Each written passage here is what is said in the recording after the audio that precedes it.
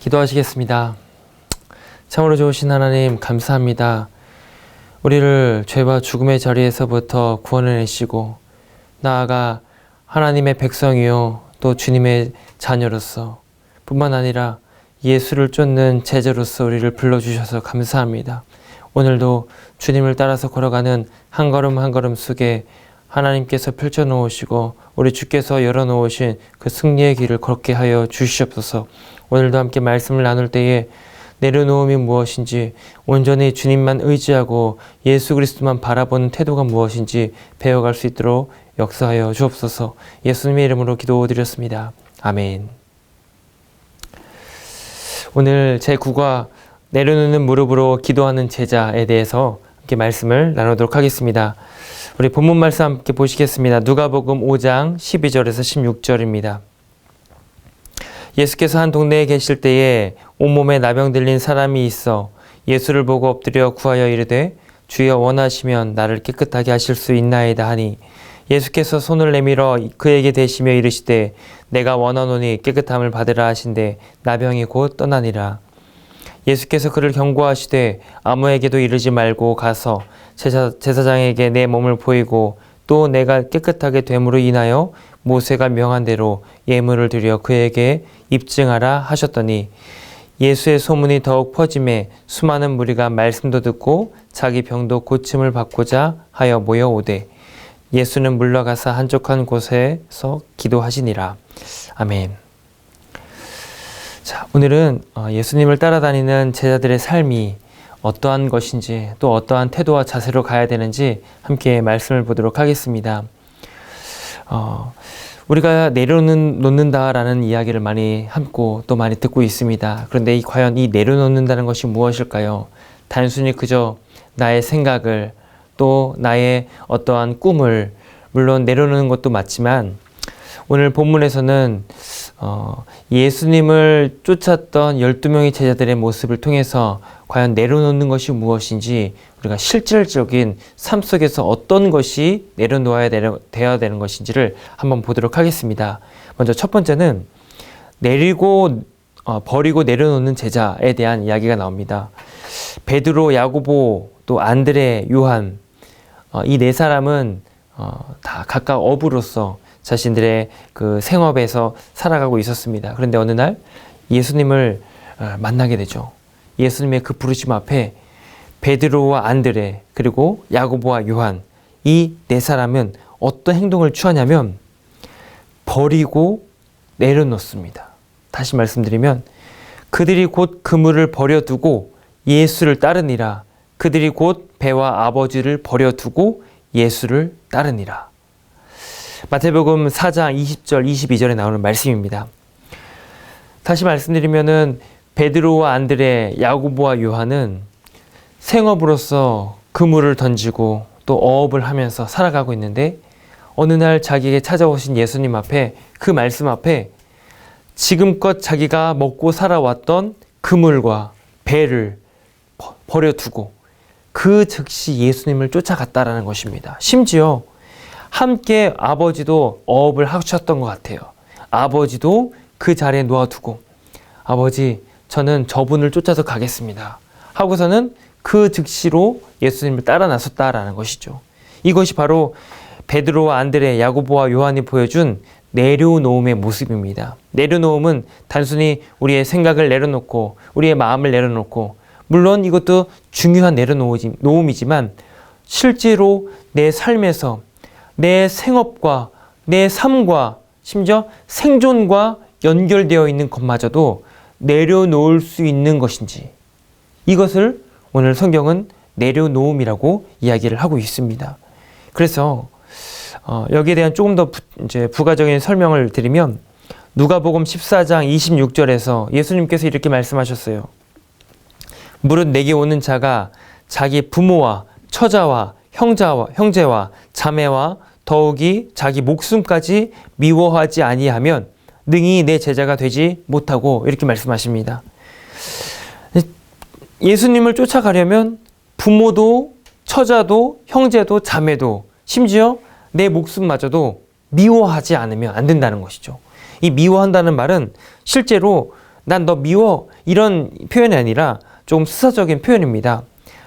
하나님을 그만큼 더 사랑하겠다라는 것이죠.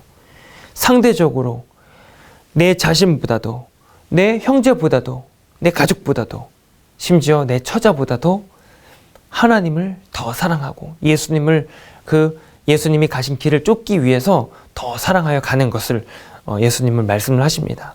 그렇게 예수님을 따를 수가 있다라고 우리에게 설명하고 계십니다. 자, 그러면 두 번째로 내려놓기 위한 제자의 깨달음이 있습니다. 마가복음 10장 17절에 예수께서 길을 가실새 한 사람이 달려와서 꿇어 앉아 묻자오되 선생님이여 내가 무엇을 하여야 영생을 얻으리이까. 여러분도 잘 아시는 말씀일 텐데요. 부자 청년이 예수님에게 와서 영생을 구하고 있습니다. 그런데 이 부자 청년은 결국은 예수님을 따라 나서지 못하고 돌아서서 근심하며 안색이 변하여 자기 집으로 돌아가게 됩니다. 왜냐하면 예수님을 따르는 것과 그것을 성경에서는 영생을 얻는 것이라고 얘기를 하죠. 예수님을 따르는 것, 즉 영생을 얻는 것과 자기가 지금까지 의지하여 살아왔던 물질, 돈, 이것을 상대적으로 비교하여 놓았을 때 내려놓을 수 있는가? 영생을 얻기 위하여 지금까지 의지해왔던, 믿어왔던 재물을 내려놓을 수 있는가? 그러나 안타깝게도 부자 청년은 내려놓질 못하고 영생보다도 자기가 의지해왔던 이 물질을 붙잡고 놓칠 못하는 모습을 우리가 성경에서 보게 됩니다. 이 세상을 살아갈 때 그래서 우리 성도로서 가장 중요한 것은 무엇이 중요한 것인지, 어떤 것이 영원한 것인지를 먼저 바라볼 수 있는 눈이 우리에게 필요할 것입니다. 단순히 그저 이 세상에서 한 생에 먹고 살다가 죽는 그런 이 세상의 것들이 아니라 우리는 더 영원한 것, 잠깐이 아니라 영원한 그 영원한 것을 위하여서 거기에 더 가치를 두고 우리의 무게를 두고 우리의 마음을 기울여서 그것을 붙잡아야 되는 여러분과 제가 되시기를 바랍니다. 자, 예수님을 선택한 사람 중에 유명한 고백을 한 사도 바울의 고백을 한번 들어보십시오.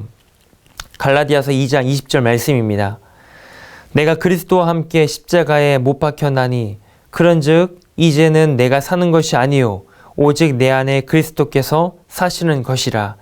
이제 내가 육체 가운데 사는 것은 나를 사랑하사 나를 위하여 자기 자신을 버리신 하나님의 아들을 믿는 믿음 안에서 사는 것이라. 아멘. 내가 그리스도와 함께 십자가에 못 박혔다. 이것은 사도 바울의 고백인데 예수님이 십자가에 못 박힐 때 자기 자신도 예수님과 함께 못 박혔다라는 고백이 됩니다. 어떻게 우리가 예수님과 함께 못 박힐 수가 있냐면 하나님의 판단에는 우리 인간이 그냥 우리의 죄를 예수님에게 전가하여서 어린 양에게 그냥 떠넘겨서 우리의 죄를 예수님이 나를 위해서 십자가 죽으셨습니다 라고 우리는 그렇게 고백을 할 수 있겠지만 하나님께서는 엄밀한 의미에서 우리가 죄 지은 이 짐을 어떻게 해결할 수 있는가? 이거는 떠넘긴다고 해서 그냥 예수님에게 넘겨준다고 해서 될 것이 아니라 그 죄를 지은 우리 자신이 죽어야 된다는 거죠. 근데 그 죽음을 예수님이 대신 죽으시면서 우리와 함께 상징적인 의미로서 같이 묶어서 십자가에 달려 죽으십니다. 그 말씀은 예수님이 십자가에 달려 죽으신 그 현장에 누구도 같이 그 자리에 있는가 하냐면 제가 또 여러분이 그 자리에 같이 묶여서 우리도 같이 십자가에 죽은 거나 마찬가지다 그런 얘기입니다. 같이 죽고 예수님께서 그 죽음으로써 그 모든 죄의 대가를 실질적으로 다 짊어지시고 죽으시고 그리고 사흘 만에 부활하실 때 우리도 다시금 예수님의 그 부활의 힘으로 하여금 우리도 죽었던 십자가에서 죽었던 자리에서 다시 일어나 새로운 생명을 얻게 되는 것이 바로 하나님께서 말씀하시는 새 창조 또 새롭게 새로운 피조물로 만들어지는 것을 성경은 이야기를 하고 있습니다. 사도 바울이 그것을 얘기하고 있습니다. 내가 그리스도와 함께 십자가에 못 박혔나니. 즉 우리도 예수님과 십자가에 함께 못 박힌 이상 우리의 과거의 죄된 모습, 우리의 과거에 수없이 지어왔던 수많은 허물들, 이것들의 모습은 이젠 다 우리는 죽음으로써 끝이 났습니다. 이제는 더 이상 과거에 연연할 필요도 없고 과거의 삶을 돌아갈 필요도 없습니다. 이제는 새로운 피조물로서 새 창조함을 받은 하나님의 백성이요, 또 자녀요, 또 제자로서 이제는 우리는 새로운 살 길, 주님과 함께 그 길을 걸어갈 수밖에 없는 제자인 줄을 믿으시기를 바랍니다. 그래서 우리는 우리의 과거는 죽었다. 그래서 나는 예수님과 함께 다시 산 제2의 인생을 살아가는 하나님의 백성이다. 그런 고백이 여러분의 입술에서 터져 나와야 될 줄로 믿습니다. 여기서 예수님께서 이렇게도 말씀하십니다. 갈라디아서 2장 20절 후반부에 보시면 이제 내가 육체 가운데 사는 것은 나를 사랑하사 나를 위하여 자기 자신을 버리신 하나님의 아들을 믿는 믿음 안에서 사는 것이라. 하나님의 아들을 믿는 믿음 안에서 산다는 것이죠. 다시 말씀드리면 이것은 하나님의 아들의 믿음, 그리스도의 믿음, 예수님이 갖고 계신 믿음이라는 것이죠. 이 믿음을 우리는 어떻게 이해해야 되냐면 예수님께서 십자가에서 달려 죽으시면서 우리에게 그렇게 구원을 시작을 하셨습니다. 십자가에 달려 죽으시면서 우리는 그렇게 구원받은 백성으로서 이제는 예수님과 함께 구원의 삶을 한 걸음 한 걸음 오늘도 여러분들이 걸어가고 있습니다. 바로 우리 성도들의 삶은 구원받은 백성들의 삶이라는 거죠. 지금 당장 우리가 저 천국에 올라가진 않지만 이 땅에서 예수님께서 만들어 놓으신 하나님의 나라를 예수님 안에서 우리가 하루하루 천국의 삶을 연습하고 살아가고 있습니다. 그런데 우리가 이렇게 천국의 삶을, 하나님의 나라의 삶을 이 땅에서 살아가지만 여전히 우리는 육신에 머물다 보니까 넘어지기도 하고 죄를 짓기도 하고 깨지기도 하고 실수하기도 하고 허물도 만들어내면서 살아가고 있습니다. 그렇다고 해서 우리가 받은 그 구원이 취소가 되는가? 그렇지가 않다는 것이죠. 이미 예수님께서 구원을 시작하신 이상 예수님의 걸음 속에 또 우리의 모든 삶의 걸음 속에 이미 예수님은 십자가에서 시작과 함께 완성까지도 약속해 놓으셨다는 사실을 여러분들이 기억하셔야 될 줄 믿습니다. 그것을 우리는 구원의 시작과 끝, 구원의 시작과 완성이라고 이야기를 할 수 있습니다. 그래서 요한계시록에도 보시면 예수님께서 자기 자신을 이렇게 설명하세요. 나는 알파와 오메가라. 나는 시작과 끝이라. 처음과 끝이라 말씀하십니다. 그것이 무슨 뜻이냐면은 예수님께서 자신의 목숨을 걸고 우리 성도들을 살려낸 이상, 우리 인류를 살려낸 이상 내가 내 목숨을 생각해서라도 이 구원의 시작과 그 끝을 내가 완성하겠다. 그렇게 구원을 받은 백성들을 구원의 완성되는 자리까지 내가 이끌어 가겠다. 이것이 바로 우리에게 담겨있는 이 믿음의 본질이고 우리에게 구원을 베푸신 하나님의 사랑 그리고 주님의 그 구원의 완성임을 여러분들이 기억하시기를 바랍니다.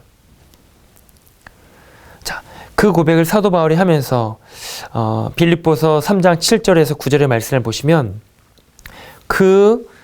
받은 구원에 그리고 자신의 삶을 다 내어놓을 정도로 내려놓고 예수님을 따라서 복음 전파자로서 살아가는 그 그림을 얼마나 귀중하게 여겼는지를 빌립보서에서 이렇게 고백을 합니다.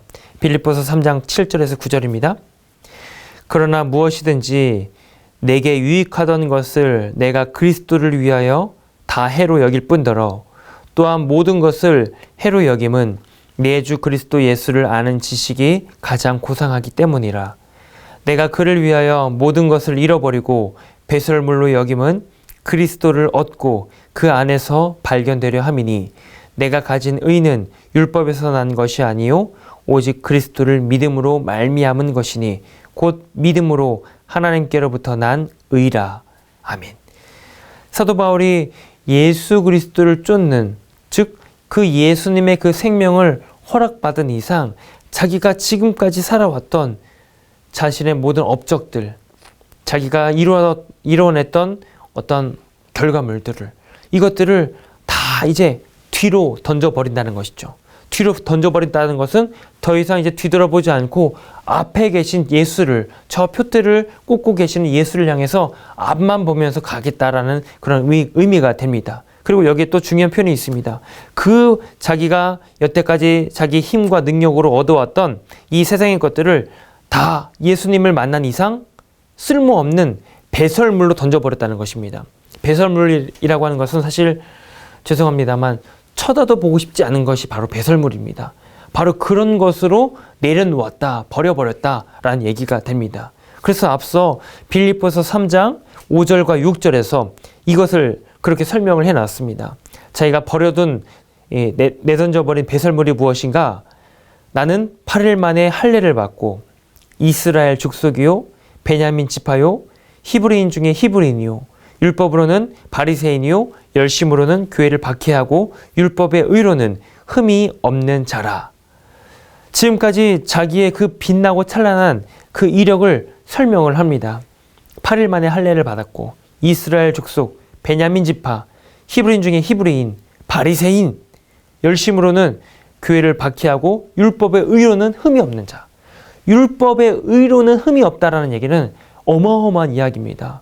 하나같이 전에 내려왔던 그 율법을 모든 삶 속에서 지켜내기 위해서 몸부림쳤던 사람이다, 그런 얘기입니다. 그만큼 사도 바울은 시대적으로 또 세상적으로 그 유대의 그 정통에 의해서 보면은 정말 찬란한 이력을 갖고 있는 사람입니다. 이런 사람은 드뭅니다. 굉장히 드뭅니다. 내가 이 정도로 살아왔다. 나를 좀 봐라. 내가 이것 가지고 열심히 이 세상에서 떵떵거리면서 최고로 알면서 살아왔다. 그런데 그렇게 내 자랑거리이자 내가 만족스러워 여겼던 이 모든 업적들이 다메섹 도상에서 예수 그리스도 찬란한 빛보다 더 빛나는 그 주님을 만난 이상 내가 자랑하며 여겨왔던 이 모든 것들이 더 이상 나에게는 쓸모없어져 버리는, 아니 더 이상 쳐다도 보고 싶지 않은 배설물로 되어버렸다.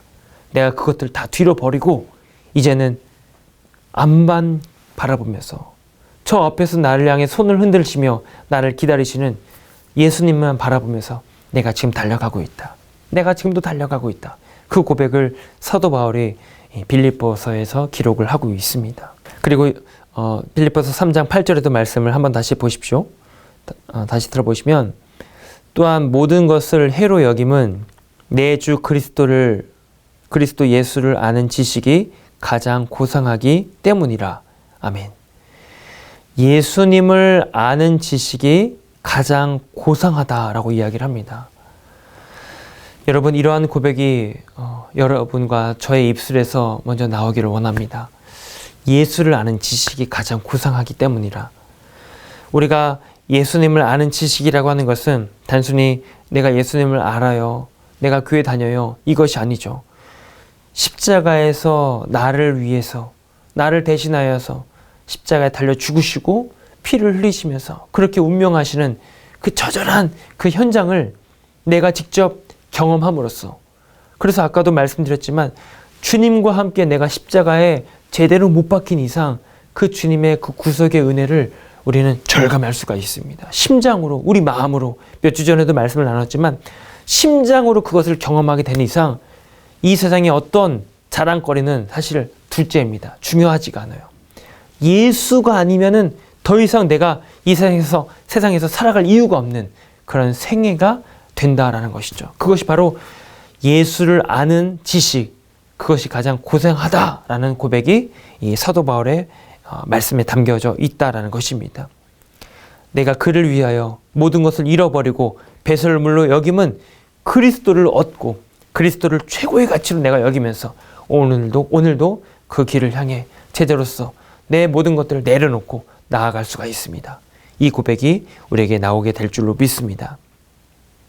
자, 두 번째로 하나님께로 마음을 기울이는 제자에 대해서 말씀을 보겠습니다. 역대하 17장 3절에서 5절의 말씀을 한번 들어보십시오. 여호와께서 여호사밧과 함께 하셨으니 이는 그가 그의 조상 다윗의 처음 길로 행하여 바알들에게 구하지 아니하고 오직 그의 아버지의 하나님께 구하며 그의 계명을 행하고 이스라엘의 행위를 따르지 아니하였습니다. 그러므로 여호와께서 나라를 그의 손에서 견고하게 하심에 유다 무리가 여호사밧에게 예물을 드렸으므로 그가 부귀와 영광을 크게 떨쳤더라. 아멘. 아시듯이 여호사밧 왕은 남유다 왕으로서 수많은 열왕들 중에서 그래도 어느 정도 하나님께 선한 인물이었다, 선한 왕이었다라고 인정받는 왕입니다. 이 여호사밧에게 남유다의 왕위에 있을 때 어떤 일이 있었는가 하냐면 모압과 암몬이라고 하는 옆에 이제 이방 민족들이 합세하여서 남유다를 공격해 들어옵니다. 그때 지금까지의 여느 왕들은 다 같이 어떤 일들을 행했냐면은 옆에 있는 북이스라엘이라든지 밑에 있는 애굽이라든지 다른 이방 민족들에게 도움을 요청하러 갔습니다. 그래서 하나님께서도 그것에 대해서 선지자를 통해서 질책하시고 또 책망하시는 내용들이 성경에 많이 등장합니다. 너희는 나를 두고 하나님을 두고 애굽에 가서 도움을 요청하느냐, 아수르에 가서 도움을 요청하느냐, 이렇게 책망을 하셨습니다. 그런데 여기 이 여호사밧 왕 같은 경우는 그렇게 모압과 암몬이 연합군을 이루어서 쳐들어왔을 때 가장 먼저 했던 일이 뭐냐면 성소로 나아가서 하나님 앞에 즉각적으로 엎드려 버립니다. 하나님 아버지, 우리에게는 방법이 없습니다. 지금 저 두 강력한 왕들이 합세하여서 우리를 쳐들어오고 있답니다. 하나님 어떡합니까? 이게 바로 여호사밧이 평상시 가지고 왔었던 태도라는 것이죠. 여러분 한번 생각해 보세요.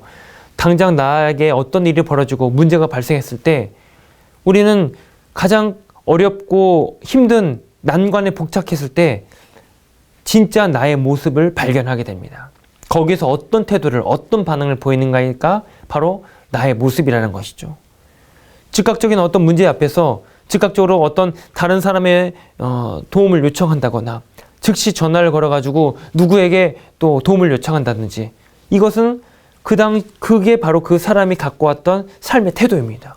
근데 여호사밧 같은 경우는 즉각적으로 하나님께 나아가서 엎드렸다는 것은 평상시 여호사밧이 어떠한 삶을 하나님을 의뢰하고 하나님을 찾고 살아왔던 모습이 없었다면 여호사밧에게서는 이런 즉각적인 모습이 보이지 않았을 것입니다.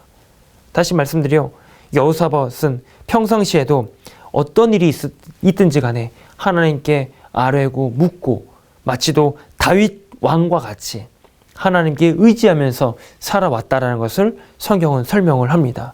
그래서 그것을 가리켜서 역대하 19장 3절에서는 이렇게 표현합니다.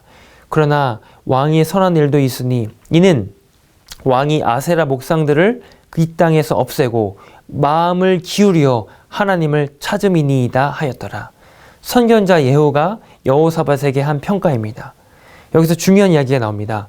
왕이 마음을 기울여 하나님을 찾았습니다 라는 표현입니다. 이 마음을 기울인다라는 것은 그저 내가 마음을 이쪽으로 좀 관심을 기울여야겠다, 단순히 이런 얘기가 아닙니다. 마음을 기울인다는 것은 흔들리는 것이 정확하게 제 위치에 고정하기 위하여 붙잡는 그것을 의미를 합니다.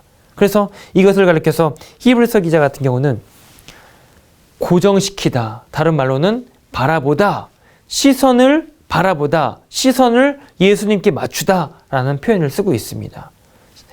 여호사밧의 왕의 태도가 그랬다는 것이죠. 마음을 하나님께 기울였다. 즉 다른 왕들과 같이 여러 가지 문제와 일들이 발생했을 때 곁에 있는 이방 민족들, 힘이 센 어느 왕을 찾아가는 것이 아니라 흔들거리는 그 마음을 굳건히 다시금 예수님 앞으로, 하나님 앞으로 붙잡아 놓고 하나님께 나아가서 자신의 시선을 고정하고 맞추면서 하나님께로만 답과 방법과 해답을 찾았다라는 그런 뜻이 되는 것이죠.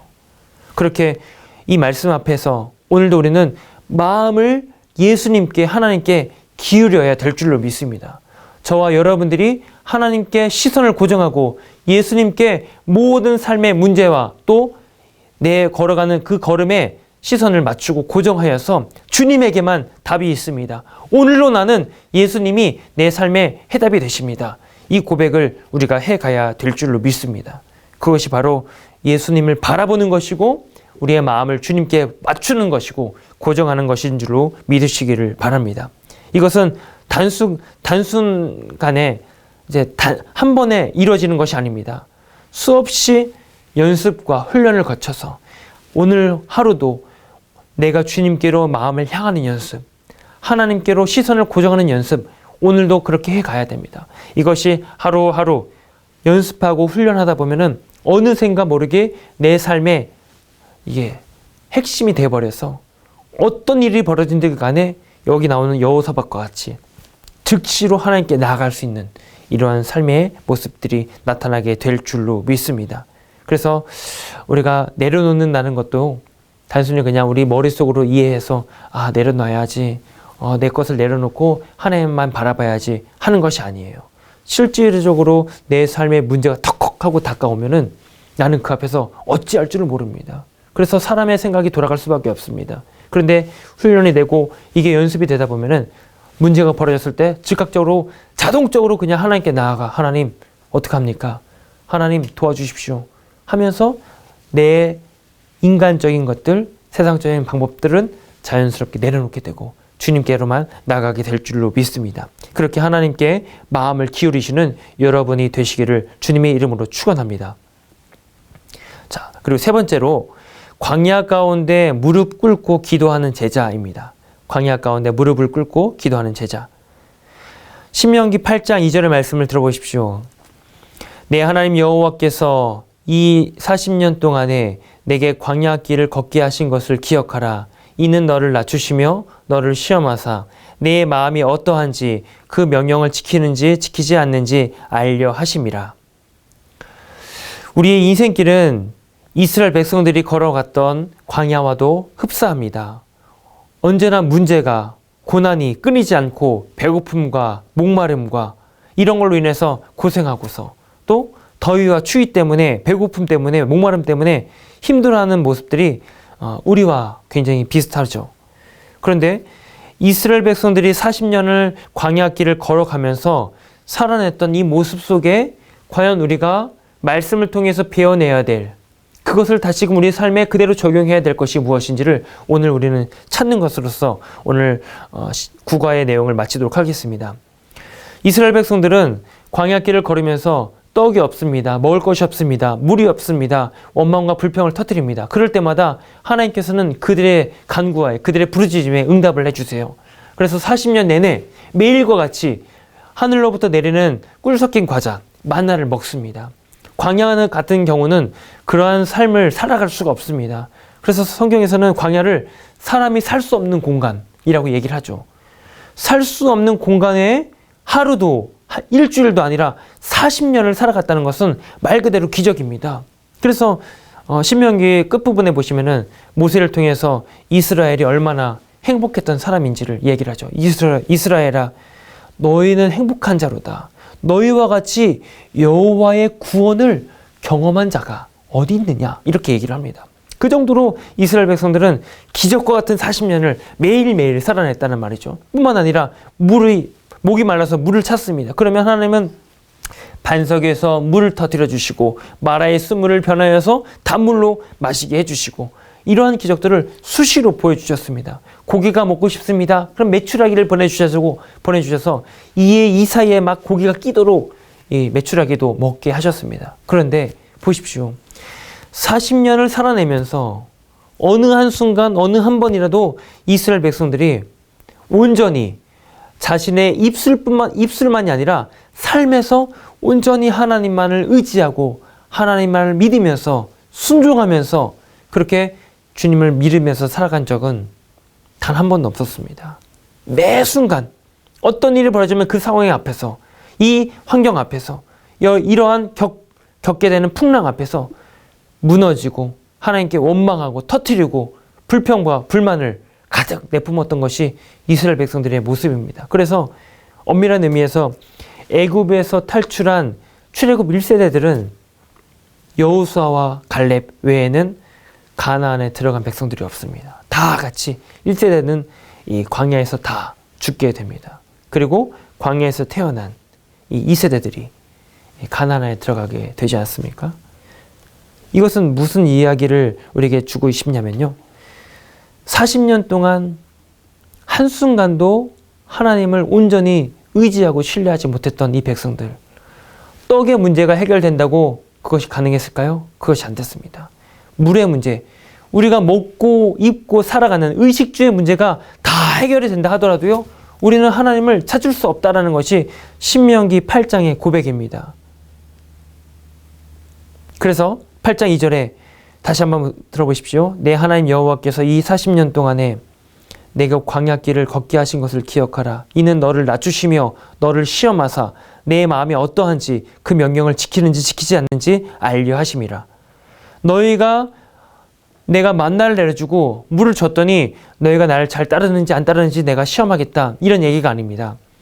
그렇게 너희들을 봤더니 너희들 스스로가 보아라. 너희들이 그래도 의식주 문제가 해결됐다고 날 잘 따랐느냐? 아니다. 너희는 날 따르지 못한다. 너희는 존재 자체가 하나님을 따를 수 있는 존재가 안 된다.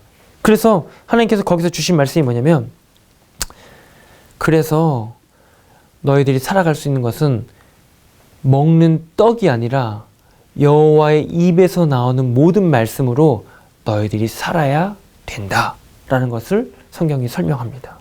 무슨 얘기냐면, 여호와 입에서 나오는 말씀으로 산다는 것은 우리가 단순히 말씀으로 살겠습니다. 물론 맞습니다. 그런데 그 안에 더 중요한 의미가 담겨져 있습니다. 바로 육신이 말씀으로 오신, 말씀이 육신이 되신 바로 예수 그리스도를 가리킵니다. 신명기 8장에서는 장차 오실 예수 그리스도가 이 땅에 오셔서 너희를 대신하여 십자가에 죽으시고 그렇게 구속함 받은 너희들은 그래야만 너희들이 살아갈 수가 있다. 그렇게 구원받을 수 있다. 그 이야기를 하는 것입니다. 아무리 내 생활 속에 떡의 문제, 돈의 문제, 여러 가지 세상의 문제들이 해결된다고 우리가 하나님을 온전히 바라고 온전히 믿고 그렇게 구원의 완성을 향해 나갈 수 있을까요? 그럴 수가 없다는 것이죠. 오늘도 그 입에 담겨진 여호와의 말씀, 즉 육신으로 오신 예수 그리스도가 우리를 만나 주시지 않으면, 우리가 그 예수님 안에서 들어가서 살지 않으면 오늘도 우리는 40년을 걸어냈던 실패했던 광야 백성들과 같이 넘어지고 깨지고 원망과 불평과 하나님께 왜 우리를 여기까지 끌고 왔습니까? 이렇게 토로할 수밖에 없는 것이 우리들의 모습이라는 것이죠. 그래서 오늘도 우리의 해답은 바로 예수 그리스도라는 것입니다.